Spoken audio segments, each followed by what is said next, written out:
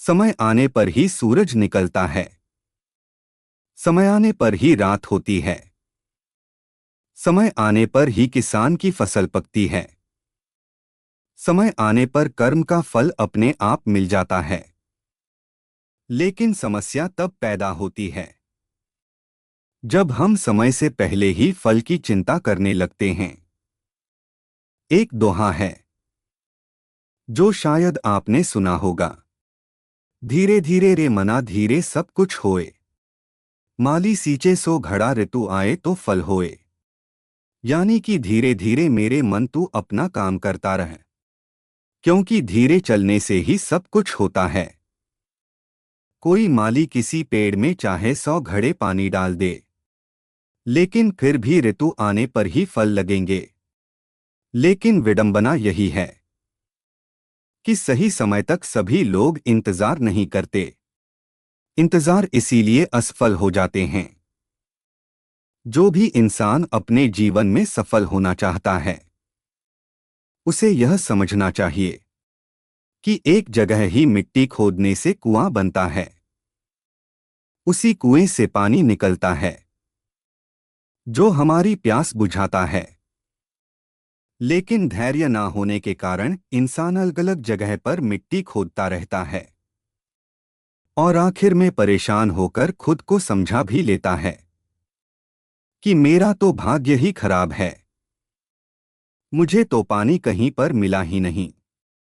अगर वह एक ही जगह मिट्टी खोदता रहता तो पानी निकलने की संभावना बहुत ज्यादा बढ़ जाती है।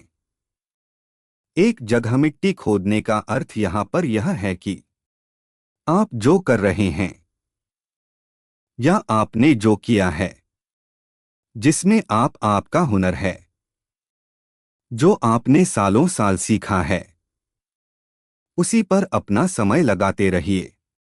चाहे अभी तक आपको उसमें सफलता नहीं मिली हो, लेकिन निराश मत होना, क्योंकि अभी आप सफलता के बिल्कुल नजदीक खड़े हैं। अगर अभी आप हार मान गए तो आपको फिर से एक नई शुरुआत करनी पड़ेगी। कोई नया काम सीखना पड़ेगा, नया हुनर पैदा करना पड़ेगा।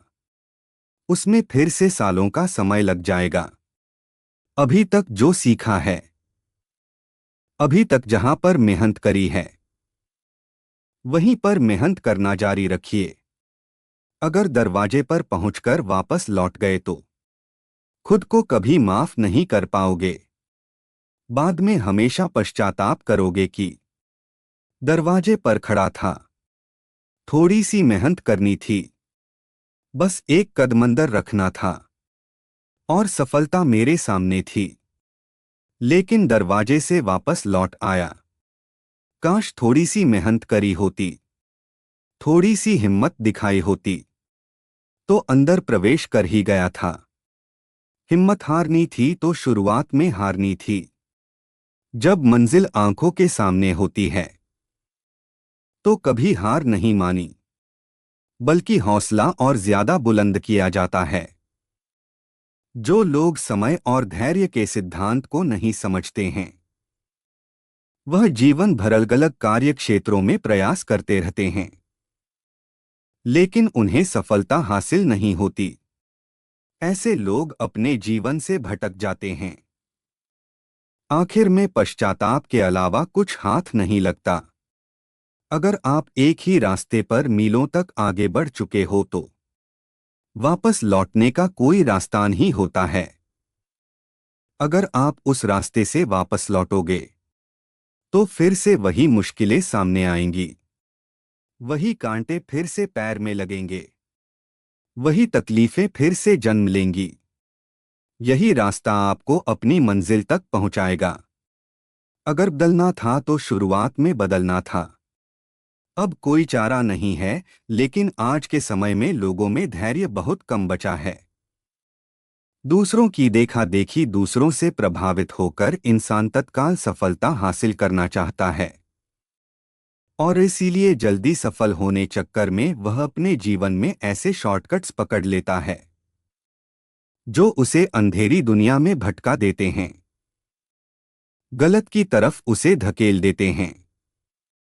जहां से वापस लौटने का कोई तरीका नहीं होता है। ब्रह्मांड के अखंड नियमों में से एक नियम यह भी है कि समय आने पर सब कुछ होता है। इस प्रकृति के नियम को आप हर चीज में पाएंगे, वस्तु में पाएंगे, हर काम में पाएंगे। एक बच्चा 9 महीने में ही जन्म लेता है।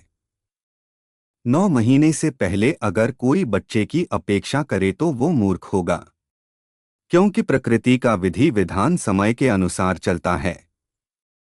ऋतु आने पर ही फल लगेगा, सुबह होगी तभी धूप निकलेगी, रात होगी तो अंधेरा होगा। आपको नहीं लगता कि प्रकृति के सभी नियम समय के अनुसार ही चलते हैं? तो आप और हम के बाहर कैसे हो सकते हैं? हमारे नियम प्रकृति के नियमों से बड़े कैसे हो सकते हैं? अगर हम प्रकृति के नियम समझते हैं तो हम यह क्यों नहीं समझ पाते कि प्रकृति के नियमों के अनुसार समय आने पर ही हम सफल हो पाएंगे? क्यों हम सही समय तक इंतजार नहीं कर पाते? इसका जवाब यह है कि हमें सही समय का पता ही नहीं होता। सुबह का और शाम का तो हमें पता होता है कि किस समय आएगी, लेकिन हमारी सफलता हमें कब मिलेगी, उस समय का हमें सही सही पता नहीं होता। इसीलिए हम उम्मीद हार जाते हैं, अपना रास्ता बदल देते हैं, जीवन में असफल होते चले जाते हैं। यह भी सोचने की बात है कि एक इंसान कितना इंतजार करेगा, 5 साल, 10 साल, 15 साल, और तब भी उसे सफलता नहीं मिली तो उसे ज्यादा इंतजार भला वो क्यों करेगा? या तो उसे यह पता चल जाए कि उसे कितने साल में सफलता मिल जाएगी, या फिर उसे यह पता चल जाए कि उसे कभी सफलता ही नहीं मिलेगी, तो फिर वह अपना रास्ता बदल सकता है।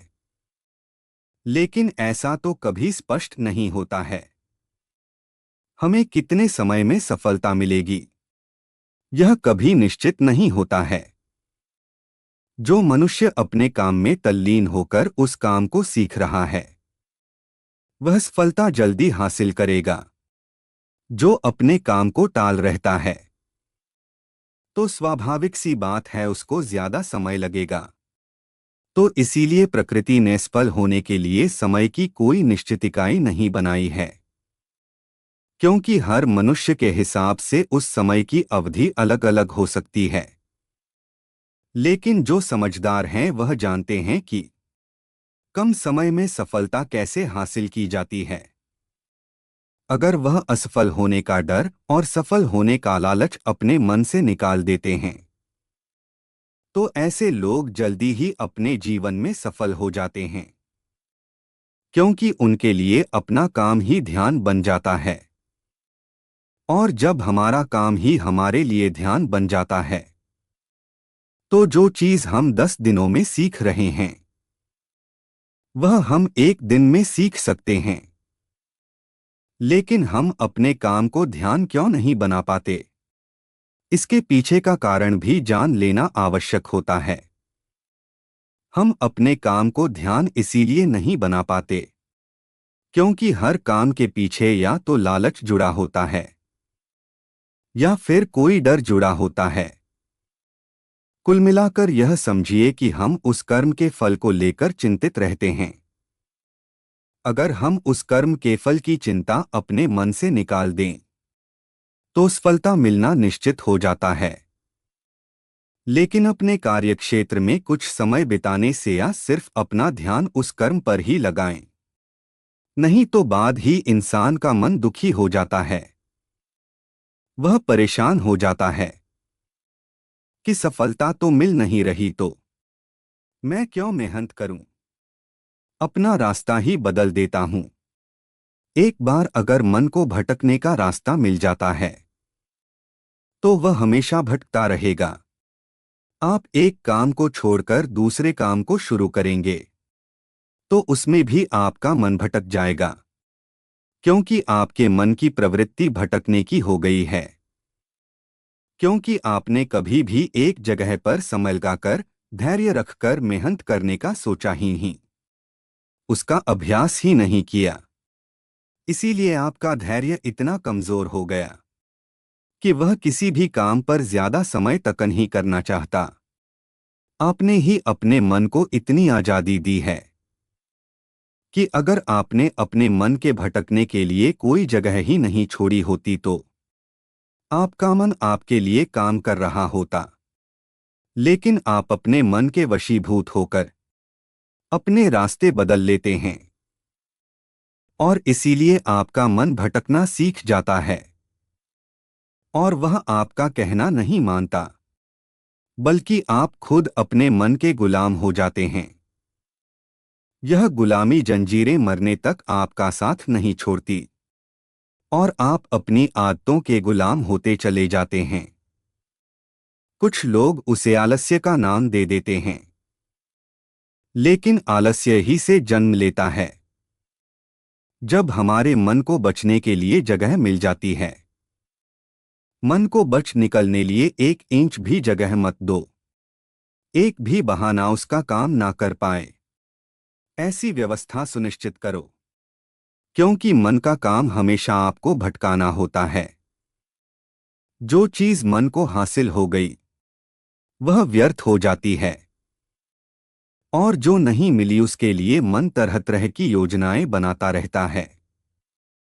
मन का स्वभाव एक जगह ठहरना है ही नहीं, वह पानी की तरह बहता रहता है।